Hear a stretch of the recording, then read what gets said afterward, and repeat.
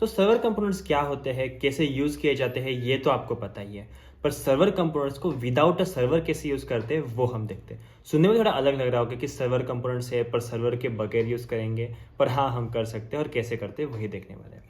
Server components can run at build time to read the data from file system or fetch static content, so a web server is not required। मतलब क्या, ये build time पे भी run कर सकता है। इसका मतलब क्या, जब आपका एप्लीकेशन एक्चुअली बंडल होता है उस टाइम पे ये चीज़ होगी, और तब जब होगी तो आपको सर्वर की ज़रूरत नहीं पड़ेगी, क्योंकि ये तो चीज़ें अपने आप ही हो जाती है। अगर आपके पास कोई मशीन होगा तो एक्चुअली डेडिकेटेड सर्वर की ज़रूरत नहीं पड़ेगी आपको।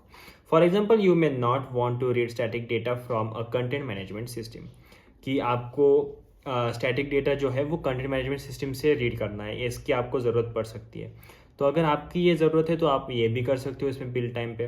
Without server components it's common to fetch static data on the client with an effect. अगर आप सर्वर कंपोनेंट नहीं यूज़ करना चाहते हो तो आप क्लाइंट पे इफेक्ट से डेटा फेच कर सकते हो। इन्होंने यहाँ पे इफेक्ट का एग्जांपल दिया है, पर हम लाइक कोई लाइब्रेरी वगैरह जैसे कि रिएक्ट क्वेरी, टेंस्टैक क्वेरी, जो कि सेम ही चीज़ है, वो आप यूज़ कर सकते हो, या फिर आप अपने नॉर्मल चीज़ ऐसे इफेक्ट से भी फेच कर सकते हो अपने फेच एपीआई को यूज़ करके।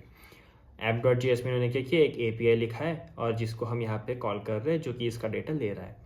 बस यही चीज़ है। This pattern means user need to download and pass the additional 75K gzipped of libraries and wait for a second request to fetch the data after the page loads, just to render static content that will not change for the lifetime of the page। इसका मतलब क्या, कि देखो इसके लिए जब ये page load होगा तो यूज़र को क्या करना पड़ेगा, ये सारा चीज़ तो लोड करना पड़ेगा, ये जो बंडल है पूरा वो। इसके बाद में उन्होंने क्या किया, ये मार्ट वाली चीज़ है ये डाउनलोड कर ली, यहाँ पे सेंटेंस HTML वाली चीज़ है वो डाउनलोड कर ली। इनका इन्होंने दिया है कि कितना साइज़ है, और ये डाउनलोड करने के बाद फिर यूज़र को वेट करना पड़ा, क्योंकि ये एपीआई कॉल एग्जीक्यूट हो रहा है, और उसके बाद उनको कंटेंट दिखा। तो लाइक होती चीज़ें थोड़ी फास्ट है और इतना कुछ दिखता नहीं यूज़र को कि ये सब कुछ हो रहा है या फिर इतना लोड पड़ रहा है, पर एक्चुअली पढ़ तो रहा है ना, ये हमें पता है क्योंकि हम डेवलपर्स हैं। तो ये सब कुछ यूज़र को खुद से करना पड़ेगा। मतलब यूज़र के ब्राउज़र पे होगा तो यानी कि यूज़र के क्लाइंट, मतलब क्लाइंट साइड पे हो रहा है, तो यूज़र को इसका लोड महसूस होगा, थोड़ा बहुत उसके कंप्यूटर पे अफेक्ट होगा इसका। With server component you can render this components once at a build time. मतलब क्या, सर्वर कंपोनेंट से आप ये सारी चीज़ें एक ही बार में बिल्ड टाइम पे रन कर सकते हो, ताकि यूज़र का जो वो सेंड करने का लोड वगैरह था ना वो ना हो।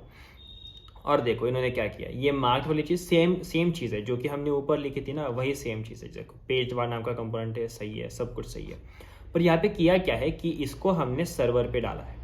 ओके, सर्वर कंपोनेंट इसलिए ये भी सर्वर पे डाला है, तो ये कभी भी क्लाइंट को सेंड नहीं होगा। इसका मतलब क्या, ये जो भी डेटा था जो हम सेंड कर रहे थे उसका लोड, वो नेटवर्क से लाने का लोड, वो अपने कंप्यूटर पे लोड करने का लोड यूज़र को नहीं दिखेगा।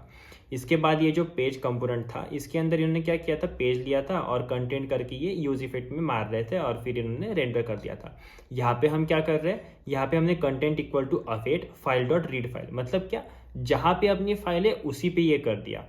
ये कब होगा, ड्यूरिंग बिल्ड टाइम, क्योंकि हम फाइल एक्सेस कर रहे हैं तो उसी कंप्यूटर पे होगी जहाँ पे ये सारी चीज़ रन हो रही है। तो फाइल एक्सेस करी, उसको कंटेंट पे ले लिया, और कंटेंट को क्या किया, सेंटेंस HTML और मार्ट को कॉल करके रेंडर कर दिया। तो अब जब ये पेज रेंडर होगा तो इसका आउटपुट एज ए HTML रहेगा। बाकी सारी जो झमेला था ना यूज इफेक्ट वगैरह वाला या फिर वो gzip वाली फाइल लोड करने का, वो नहीं करना पड़ेगा। The rendered output can then be server side rendered, which is SSR, to HTML and uploaded to CDN. When the app loads, the client will not see the original page component or the expensive libraries for rendering the markdown. The client will only see the rendered output. मतलब क्या, div के अंदर HTML वाली markdown दिखेंगे उसको। This means the content is visible during the first page load। मतलब क्या, first page load पे कंटेंट विजिबल रहेगा। And the bundle does not include the expensive libraries needed to render the static content. मतलब जो library हम दे रहे थे marked और वो HTML वाली सेंटेंस HTML, वो नहीं लेनी पड़ेगी यूज़र को। यहाँ पे इन्होंने नोट दी है, you may notice that server components above is an async function. जैसे कि आपने देखा, async components are a new feature of server components that allow you to use await in render. Rendering के वक्त आप अवेट यूज कर सकते हो। See asynchronous component with server components below. तो asynchronous components with server component नाम का भी एक टॉपिक है नीचे, जो कि हम आगे आने वाले वीडियोस में देखने वाले हैं। आई होप आपको समझ में आएगा कैसे हम बिल्ड टाइम पे ही अपना HTML जनरेट कर सकते हैं और विदाउट अ सर्वर हम जनरेट कर सकते हैं या फिर कॉल कर सकते हैं अपने सर्वर कंपोनेंट्स को। तो मिलते हैं अगले वीडियो में, जहाँ पे हम देखेंगे आगे वाला टॉपिक जो कि है server components with a server, जो कि अपना ट्रेडिशनल मेथड है या फिर जैसे ये किया है, इन्होंने बनाए हैं इस चीज़ के लिए। तो मिलती है उस वीडियो में। अगर आपको वीडियो पसंद आया होगा तो वीडियो को लाइक कर देना, चैनल को सब्सक्राइब करना बिल्कुल मत भूलना, क्योंकि हम 300 सब्सक्राइबर्स के बहुत ज़्यादा करीब है। जल्दी से ये मास्टर हिट करके 500 वाला करेंगे। और अपने दोस्तों के साथ शेयर कर देना वीडियो को, क्योंकि आप शेयर करोगे तो सभी को ये नॉलेज मिलेगा। मिलते हैं अगले वीडियो में, तब तक के लिए थैंक यू, बाय बाय।